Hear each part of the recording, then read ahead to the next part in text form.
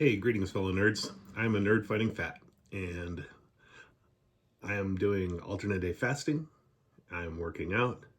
I'm watching my sugar, and this is my 24th week of being on the 10 milligram pen of Mounjaro.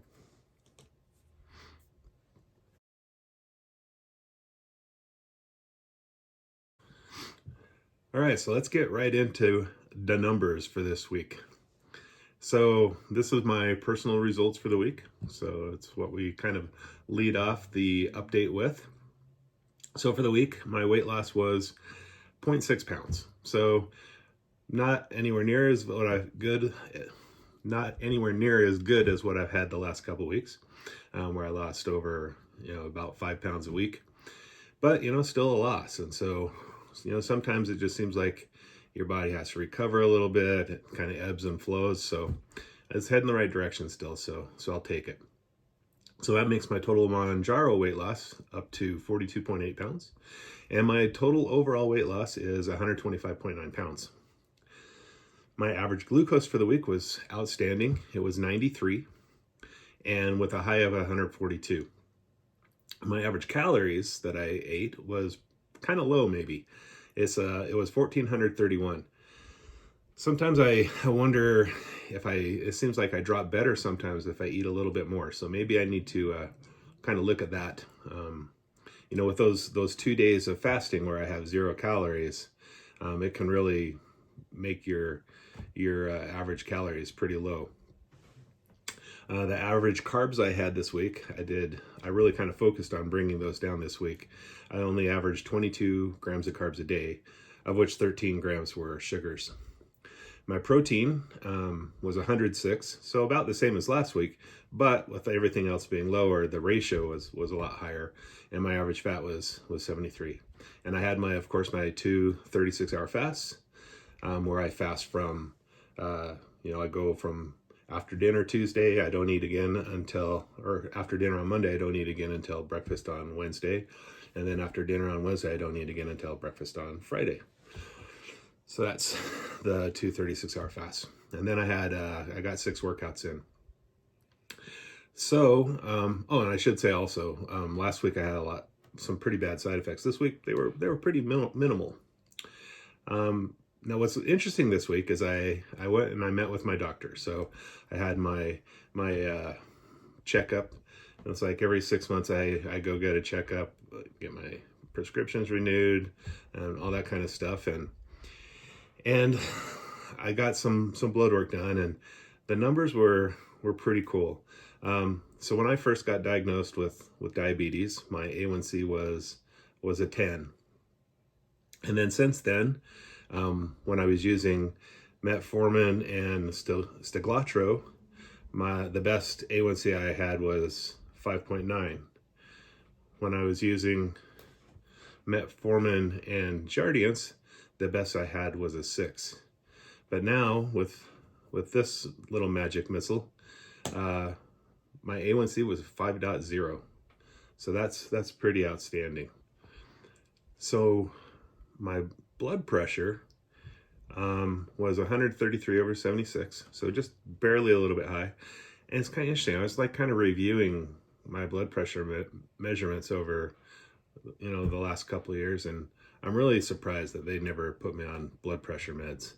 So anyhow, but now it's looking a lot better, and I'm guessing it's due to the weight loss I've had. And I asked my doctor about the low resting heart rate. I told you guys I was kind of really perplexed by that. So last week it was 43, and which is total professional athlete levels of resting heart rate. And my doctor explained to me that when you have a lot of weight loss, your heart's used to pushing in a lot bigger body.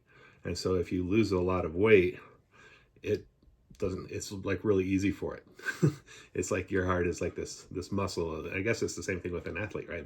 Their heart is so used to having to really push when they're doing their exercises or the things they're doing. So but he said that over time, it'll normalize, but he didn't think it was anything to worry about. So that's good. One other number I checked was I was low in vitamin D before, and I've been supplementing with 10,000 IUs of vitamin D, and so I was kind of worried it might be a little bit too high, but my vitamin D levels were at 51, and so a normal range is 30 to 100. So before I started supplementing, it was like 20. So I think that level is okay. And again, I was concerned about vitamin D because vitamin D can help with, I've read some studies that it helps with weight loss, and it also helps, of course, with like COVID and all those kinds of things out there. So anyhow, pretty good numbers this week overall. I didn't lose as much as I'd hoped this week, but still a loss, and we're still moving in the right direction. And my blood work with the doctor, everything was looking pretty great. So pretty happy with that overall.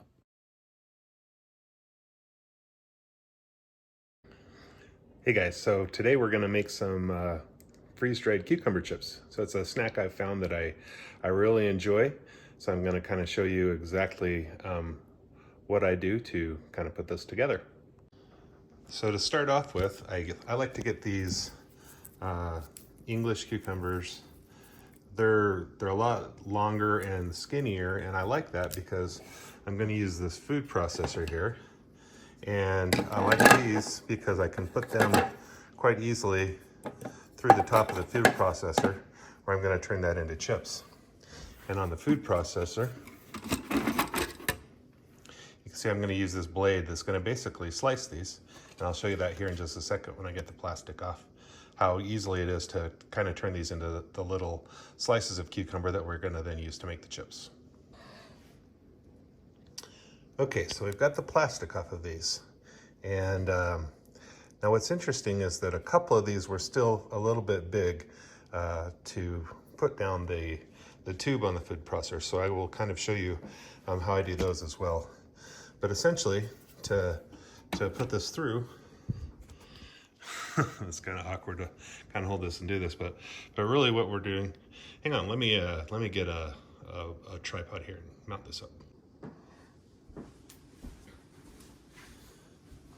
Okay, so the trick with this is once the lid's all on, then you can actually run it with the pulse button. So I've got that blade on there. I'm just going to push this through, and you can see just like that, it slices these into these nice little chips.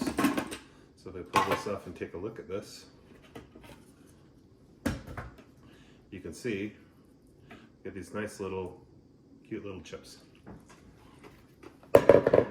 So you just dump these into this.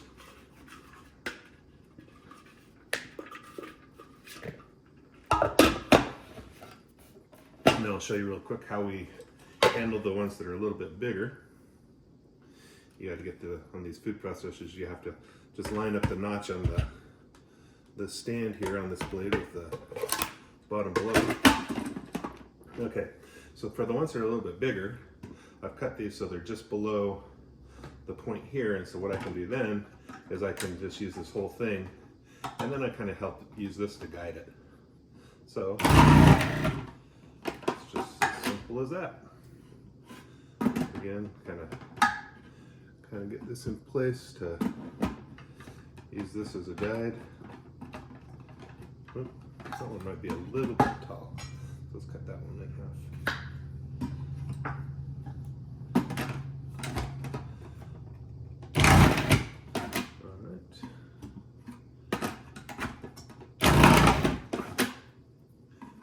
That's essentially what we do. So I will finish these up, and then we will show you the next step. Okay, so you can see I'm getting my freeze dry trays out, and what I do is I just line them with these parchment papers that are pre-cut. So I have a medium harvest stripe freeze dryer, and these are the medium trays. And you can buy these pre-cut parchment papers from freezedryingsupplies.com. And anyway, I really like these because it helps with the cleanup quite a bit. But then also the nice thing is if I fill these all up with my bowl of chips I have here, I can also stack like more than one layer, and it'll still freeze dry just fine. So I will go ahead and get some of these in the trays, and then I will show you from there. Okay, so you can see I've got these chips all laid out, and this one I actually did an extra layer. And before I did the second layer, I actually put the seasoning on. But the seasoning I'm going to be using is this Ranch Blasted. And so basically I just kind of sprinkle that on. And I don't worry too much if I get it just right. I like a lot of flavor, so if I get a little heavy on a couple of these, I'm really not too worried about it. And so I just get that on those, and then I'll get that on all the trays, and then we will move to the freeze dryer. So I'll be back when I got these all sauced, well, powdered, flavored, whatever you want to call it. Okay, so now it is time for the freeze dryer. I got these all ready to go, and to do the freeze dryer, you got to turn your pump on. So switch up. In the back, there's the switch for the power. Oops. There's the power switch in the back for the freeze dryer. And then you'll get a little splash screen, and it will initialize. And we're just gonna let it run in the normal mode. And we're just gonna set, I'll set like an extra 6 hours of dry time, just to make sure that I can get to it before it completes, because I wanna take them out before it stops basically doing the drying process. So I'm going to go to customize, and I'm just going to reset to everything normal. For the extra dry time, I'm going to go, we'll put that at 6 hours. We'll leave it at the 125 temperature, extra freeze time. So pretty much everything else just the same. So we're just going to say save, and then we're going to say start. And so now it's going to start up. And so what it's going to do is it's going to cool this chamber here. So the way a freeze dryer works is it's going to freeze this chamber, and then this is a vacuum. And so as you put the food in there, first of all, it freezes it. And then in a vacuumed environment, basically in a vacuum, when you apply heat, there's heating elements at the top of all these trays. When it applies the heat to those things in the vacuum that are frozen, then the water will leave through sublimation, and then the water will basically condense and freeze on this outside chamber, but not on your food. And so essentially you've got and then between your processes, it's going to be full of ice. So you've got like a hose down here that I just have it draining down into a bucket, and with a valve. So right now it's open. As soon as it gets cold, it'll direct me to close the valve and insert the trays. But you got to wait for 15 minutes for the thing to cool down. So after those 15 minutes, I will show you just loading the trays. Okay, so now you can see Mr. Freeze is telling me that's what I named my freeze dryer, to load the trays into the freeze dryer and close the drain valve. So you just come back here and we'll just close this guy. So, like any valve, parallel is open, perpendicular is closed, and then we just set these in. So we'll set these in, and I'd probably be easier with two hands to do that, so I'm just going to put these into those slots, and then we'll let it go, and I will show you when it's finished.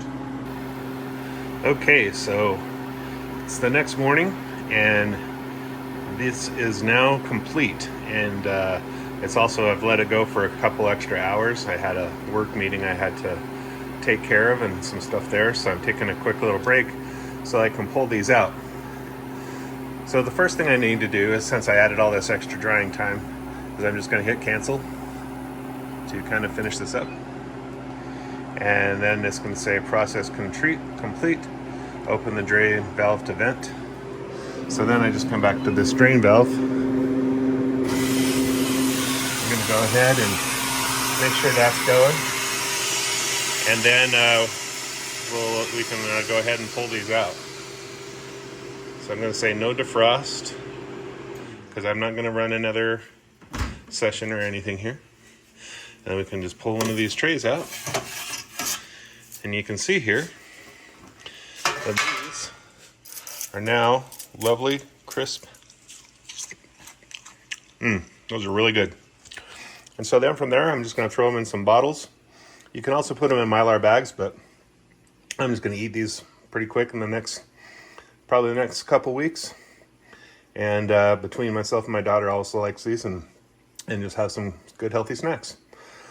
So it's that simple. Now, if you don't have a freeze dryer, you can take these same cucumber chips and you can put them on the counter and with some vinegar and a little bit of stevia.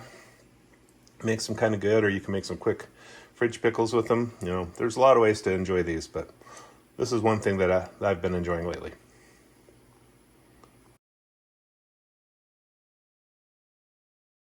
Okay, for the win. So this is our fatting tool of the week. I'm going to kind of do a little bit of a repeat, but a little bit of a twist on it. So the tool this week is Element, which I did bring up one time before, but in this case, it's the raw unflavored Element. So I gave a couple of these Element packets to a friend, and he gets digestive issues from the artificial sweeteners. And so he tried one of these and he was getting those. But they also have this raw unflavored type that has no sweeteners at all. So, you know, this is 0 calories. These flavored ones have 10 calories, but they both have the same 1,000 milligrams, 200 of sodium, 200 milligrams of potassium, and 60 milligrams of the magnesium. So this is something that I like to drink when I'm fasting. Again, I'll take one of these packets and I'll mix it into like a big giant 44-ounce glass. I get these from the movie theaters. They give you can, if you go to an opening of a show, and I just get it like Coke Zero or something. But anyway, I'll mix one of these, and it's a lot more diluted than it says, but that seems to work for me. So I'll go ahead and I'll put Element down, a code down there that you can get a free sampler pack if you want to try it, along with a box if you buy one. I was going to say too that this is really good if you're one of those people also that has insulin spikes due to artificial sweeteners. There's a certain percentage of the population that does. Now, the way you can test that, if you have a glucose monitor, or if you have a way to check your glucose, is you can check your blood sugars, and then you can drink like a Diet Coke or a Coke Zero, whatever artificial sweetener you're wanting to check, and you can wait like 20-30 minutes, and you can check again. Continuous glucose monitor, of course, is even optimal because you can immediately see where it drops. But if your blood sugar drops after drinking a diet soda, that tells you that sweetener caused an insulin spike. So you know you probably are one of those people, unfortunately, that has to worry about that. So just something to check. Anyhow, love this stuff. They have some really good flavors. I really like citrus and orange, raspberry, chocolate. I like quite a few other flavors. They're really, really good.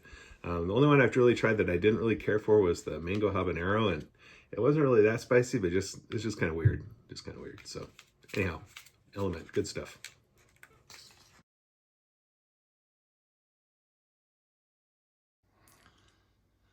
Okay, so my small victory for the week is about the family photo. So being a bigger guy, I don't really like to get a lot of photos of myself. You know, it reminds you of how big you are, and it puts you next to people and you're comparing and that kind of thing. And anyway, it's just, you know, a lot of times bigger folks don't really like to get photos of themselves. And anyway, so my wife loves getting a family photo, and so we got this photo taken last summer. And as a gift from my mother-in-law, she got it framed for us, and we put it above here, and it looks really good, you know, here on our mantle above the fireplace. But what was really cool about this is that when we put this up, my daughter looked at this and said, "You guys don't look the same." And my wife's also been working on getting in better shape, and And she's like, you guys are way smaller than that now. And that was awesome. That was just so cool. That, you know, it just kind of shows how far, and this was just, you know, like 6-7 months ago, how far it comes. Because you don't really notice a lot of times when you look at yourself every day in the mirror. But in this case, it was great.